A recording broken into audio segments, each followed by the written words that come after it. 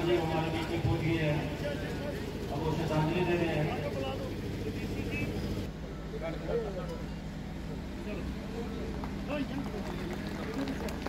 भारत माता की जय, भारत माता की जय, भारत माता की जय।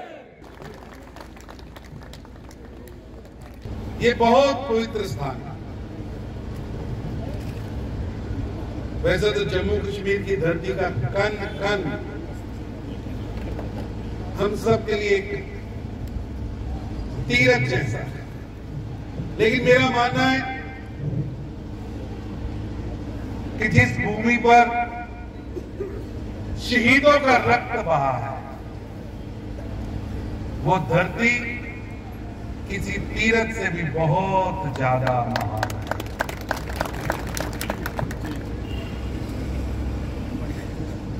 कभी स्मरण करिए हमारे पूर्वज जिन्होंने जम्मू कश्मीर के अंदर देश की एकता अखंडता की लड़ाई को जिंदा रखा। मैं सुन रहा था डॉक्टर निर्मल सिंह जी को, राणा जी को। आप सोचिए, जो लोग उस समय देश तोड़ने का नैरेटिव लेकर काम कर रहे थे, वो आज भी उसी नैरेटिव पर काम कर रहे हैं, आज भी उसी नैरेटिव पर काम कर रहे हैं। लेकिन जो लोग उस समय प्रेमनाथ डोगरा जी के नेतृत्व में यहां पर इस तपस्या त्याग की भूमि पर अपना रक्त, अपना सब कुछ देकर यहां की एकता अखंडता, भारत के राष्ट्र ध्वज के सम्मान, उसके लिए काम कर रहे थे, आज भी दो हिस्सों के अंदर जम्मू कश्मीर के अंदर नैरेटिव जिंदा है। मित्रों, 70 साल पहले जो लड़ाई प्रेमनाथ डोगरा जी ने शुरू की थी, वो लड़ाई जो जम्मू कश्मीर को, एक तरफ जम्मू कश्मीर को तोड़ने वाले लोग थे जो पाकिस्तान के झंडे पे काम कर रहे थे, आईएसआई के झंडे पे काम कर रहे थे, जिनको दिन रात पाकिस्तान दिखता था, जिनके मन के अंदर ये था कि किसी तरीके ये भारत का अंग ना बने।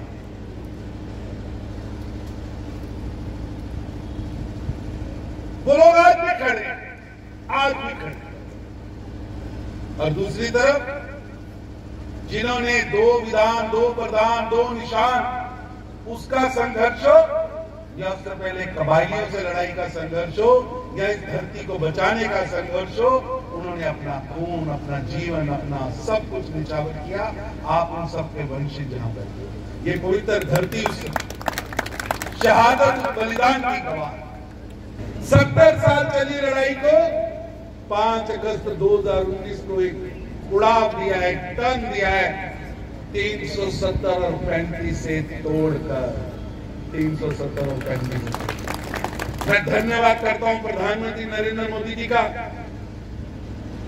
जिन्होंने 370 और 35 के कलंक से मुक्ति दिलाई। कल राहुल गांधी जी गए थे वहां पर, लाल किले पे झंडा चढ़ाना है, देश का झंडा चढ़ाना है, बहुत अच्छी बात है। अरे राष्ट्र ध्वज का सम्मान होना चाहिए। वहां राष्ट्र ध्वज लगा, उसके ऊपर अपनी फोटो लगा रहा है। चलिए पहुंचे। मैं राहुल गांधी जी से पूछना चाहता हूं, 7 दशक लगे, 3 पीढ़ियां लगी आपको वहां पहुंचना, और 3 की 3 पीढ़ियां, 7 के 7 दशक ये 3 परिवार रोकते रहे कि इस धरती पर राष्ट्रीय ध्वज नहीं चढ़ेगा। लाल चौक पर राष्ट्रीय ध्वज चढ़ाने के लिए देश भर से नौजवान जम्मू आते थे, उनको पकड़ लिया जाता था, गोलियां चलाई जाती थी, मार दिया जाता था, जेलों में रखा जाता था। आज वहां तिरंगा चढ़ता है, वही जगह जहां लिखा रहता था पाकिस्तान जिंदाबाद, वही जगह राहुल गांधी जी, जब आपकी सरकार थी 10 साल वहां पर ISIS का झंडा चढ़ता था। लोग अपने आप को मुंह पर कपड़ा बांधकर ISIS का नायक मानकर खड़े होते थे, और वही घंटाघर जिसके ऊपर ISIS लिखा रहता था, पाकिस्तान लिखा रहता था, आज उसके ऊपर राष्ट्रीय ध्वज चढ़ता है, तिरंगा चढ़ता है, भारत माता की जय होती है। ये प्रधानमंत्री नरेंद्र मोदी जी ने करके दिखाया, और उसके पीछे बलिदान है जोड़ियां के शहीदों का, बलिदान है जम्मू कश्मीर के बहादुर बेटों का, जिन्होंने ये नहीं सोचा कि ये नेशनल कॉन्फ्रेंस की सरकार है। ये सरकार तिरंगा उठाने से रोकती है। उन्हें पता था तिरंगा उठाया गोली भी आएगी, गोला भी आएगा, लाठी भी आएगी, जेल भी जाएंगे, लेकिन राष्ट्रीय ध्वज मेरी जान से भी प्यारा है, राष्ट्रीय ध्वज मेरे सम्मान से भी प्यारा है, राष्ट्रीय ध्वज मैं फहरा के रहूंगा। उन्होंने करके दिया। मित्रों, मैं इनसे पूछना चाहता हूं जो आजकल हाथों में हाथ डालकर लाल चौक में खड़े, कि भैया बता तो दो, ये जम्मू कश्मीर की जनता तो आपका चेहरा जानती है, इसीलिए इनके साथ कोई नहीं चल। रास्ते में यात्रा रोकनी पड़ी कि पुलिस वाली तो 25 बटालियन चल रही है, 25 कंपनियां पुलिस की सुरक्षा एजेंसियों की लगी, और साथ चलने वाले 25 लोग नहीं इनके साथ। लेकिन मैं इनसे पूछना चाहता हूं, बता तो दो, जम्मू कश्मीर को विभाजन करने से रोका, जम्मू कश्मीर को भारत में विलय करने से रोका किसने था? सरदार पटेल सभी रियासतों का विलय करा रहे थे। जम्मू कश्मीर के विलय के लिए सरदार पटेल को रोका किसने था? किसने कहा था कि ये मेरी होम स्टेट है, मैं इसका विलय कराऊंगा? राहुल गांधी जी, आपके नाना जवाहरलाल नेहरू जी ने कहा था। और शेख अब्दुल्ला के इश्क में इतने मेहरबान हुए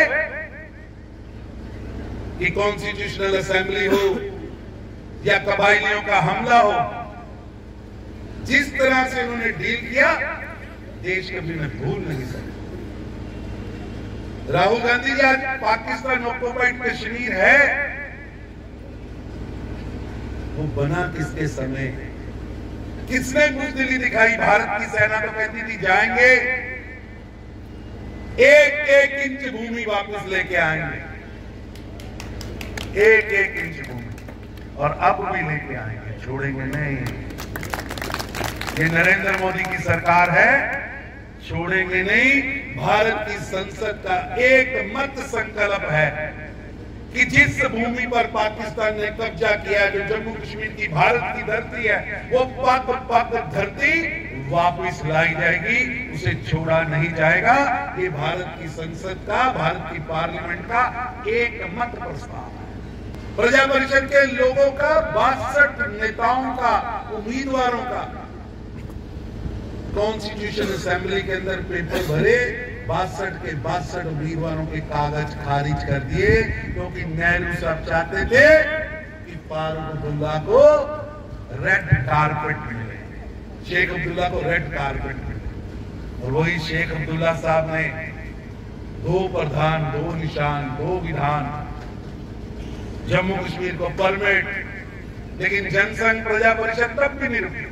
श्यामा प्रसाद मुखर्जी के नेतृत्व में पूरे देश से यात्रा लेकर जा रहा है, और इस धरती पर श्यामा प्रसाद मुखर्जी जी ने बलिदान दिया, और उस बलिदान में से आज जम्मू कश्मीर को आजादी का रास्ता निकला।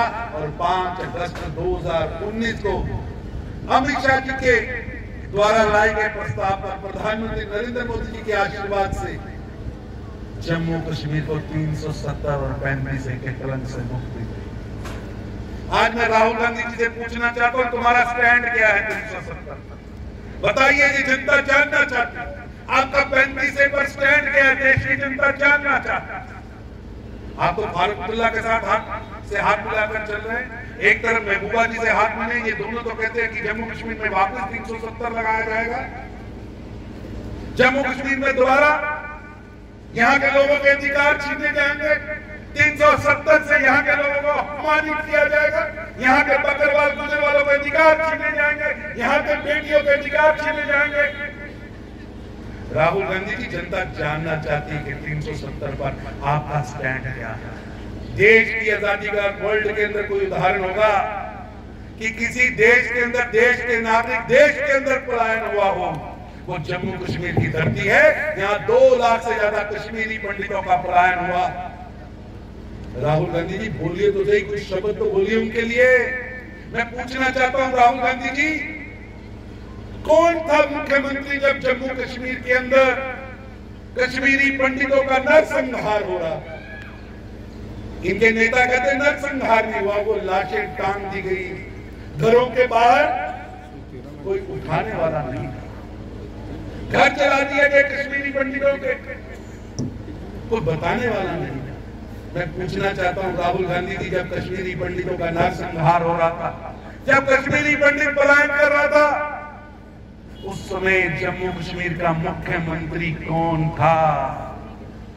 राहुल गांधी जी, दिग्विजय सिंह से पूछाओ, उस समय मुख्यमंत्री ये फारूक अब्दुल्ला थे, जिनके साथ आप हाथ से हाथ मिलाकर जम्मू कश्मीर में चल रहे थे।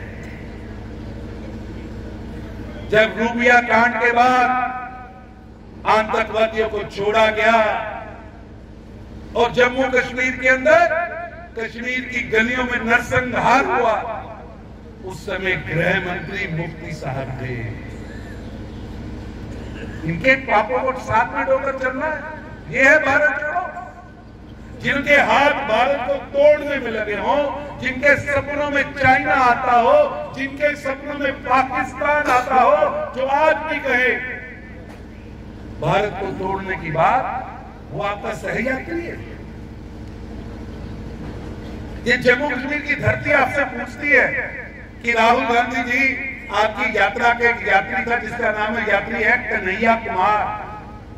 वो जवाहरलाल नेहरू यूनिवर्सिटी के अंदर खड़े होकर नारे लगाता है, अफजल गुरु हम जिंदा हैं, तेरे कातिल जिंदा हैं। अफजल गुरु को नायक मानते हो और जम्मू कश्मीर में आकर भारत जोड़ो और प्रेम और स्नेह की बातें करते हो।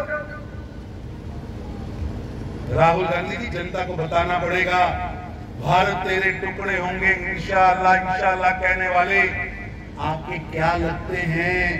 आपका उनके साथ रिश्ता क्या है? गुमराह मत करो, दोहरा चेहरा मत लेके आओ। इन 3 परिवारों ने जम्मू कश्मीर को चलते हुए शोलों पर फेंक दिया, पाकिस्तान का झंडा चलाया। मैं पूछना चाहता हूं कि 10 साल आपके प्रधानमंत्री पद आपने घर से बैठ के चलाया, किससे बातचीत की? अरे आप तो आतंकवादियों को बिरयानी भेजते थे। ये तो मोदी आया जिसने कहा छेड़ोगे तो छोड़ेंगे नहीं, अंदर घुसकर मारेंगे, अंदर घुसकर मारा, छोड़ा नहीं। पाकिस्तान के अंदर जाकर घुस के मारा, एक बार नहीं 2 बार नहीं, अगली बार भी कुछ करेगा तो अंदर घुसकर मारेंगे। देश के नागरिकों की सुरक्षा हमारी जिम्मेवारी है। जो भी भारत के नागरिकों पर हमला करेगा, भारत के नागरिक की हत्या करेगा, उसे कब्र में पहुंचाएंगे। ये हमारा दृढ़ संकल्प है। नरेंद्र मोदी की सरकार ने स्पष्ट किया, इस देश के अंदर जम्मू कश्मीर के अंदर आतंकवाद का समूल नाश भी किया है, आतंकवादियों को भी कम किया है, आतंकवादियों की आयु को भी कम किया है। आज हथियार उठाओ, हम महीना नहीं चलने देंगे। आज हिजबुल अपना नेता बनाती है, कमांडर बनाती है, 24 घंटे में देश की सेना उसे मार देती है, छोड़ेंगे नहीं। जो भारत को तोड़ने की बात करेगा, छोड़ेंगे नहीं। इसलिए मेरे मित्रों, आज इस शहादत की धरती पर आया हूं। मन में कई प्रश्न होते, कई प्रश्न होते, लेकिन यहां आकर इस धरती को माथे पर लगाकर मन में आता है कि ये जम्मू कश्मीर की धरती है, ये यहाँ के बेटे बेटियां बलिदान देते आए हैं। अब लड़ाई नरेटिव की, आपको तय करना है। इस बार जम्मू कश्मीर की जनता को तय करना है, 370 लाने वालों के साथ खड़ा होना है कि 370 तोड़ने वालों के साथ खड़ा होना है। किसके साथ खड़ा होना? 370 लाने वालों के साथ खड़ा होना है कि 370 तोड़ने वालों के साथ खड़ा होना है? ये तय करना है। कश्मीरी पंडितों को पलायन कराने वालों के साथ खड़ा होना है कि कश्मीरी पंडितों के लिए लड़ने वालों के साथ खड़े होना है? श्यामा प्रसाद मुखर्जी, प्रेमनाथ डोगरा की तरह बलिदान देने वालों के साथ खड़ा होना है और अब्दुल्ला, मुफ्ती, नेहरू और गांधी की द्वारा कश्मीर को बर्बाद करने वालों के साथ खड़ा होना? एक एक गांव से एक एक घर से आवाज निकलनी चाहिए कि जम्मू कश्मीर की धरती अब इन 3 परिवारों के नापाक तरीकों को मानेगी नहीं, इन 3 परिवारों के षड्यंत्रों में आएगी नहीं। ये पाक भूमि हमारी है। कहीं भी अब्दुल्ला, मुफ्ती सुनते हो तो मैं उनसे कहना चाहता हूं, नेहरू, गांधी से कहना चाहता हूं, ये पाक भूमि हमारी है, इसकी रक्षा हम करके रहेंगे। भारत आगे बढ़ चुका है। अब नरेंद्र मोदी का भारत है, बदला हुआ भारत है। अब तिरंगा चढ़ाने वालों को गोली नहीं, तिरंगा हटाने वालों को गोली मिलती है और ये हम करके दिखाएंगे और करके दिखाया है। इतना ही कहता हूं, बहुत बहुत धन्यवाद।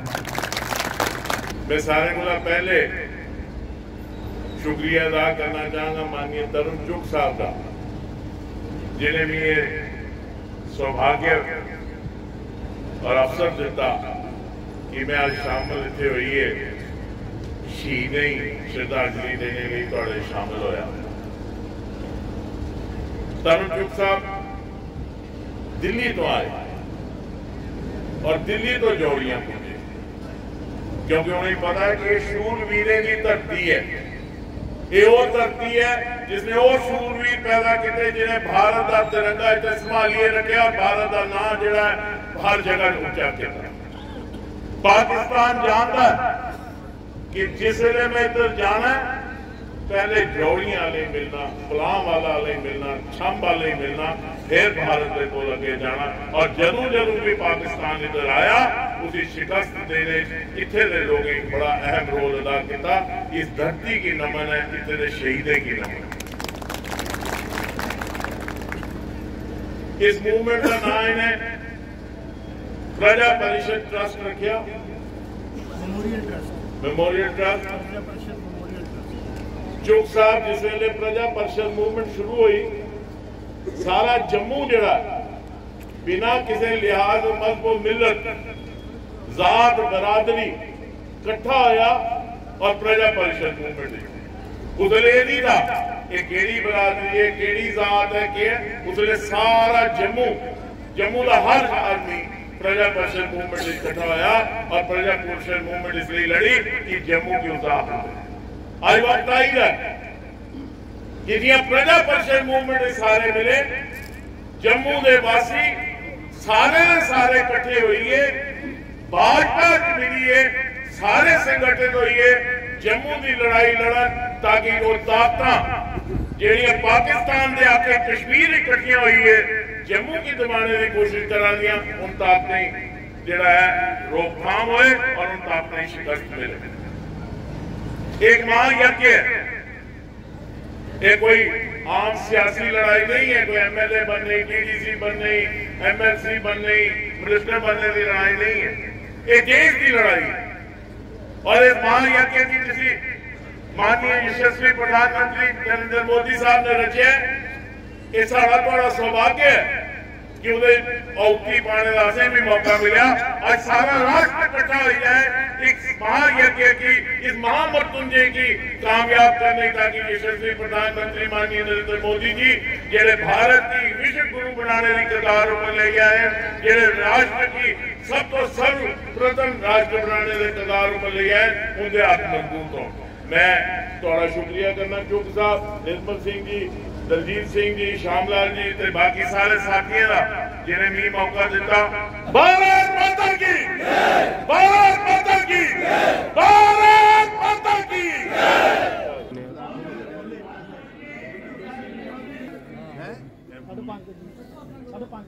5.5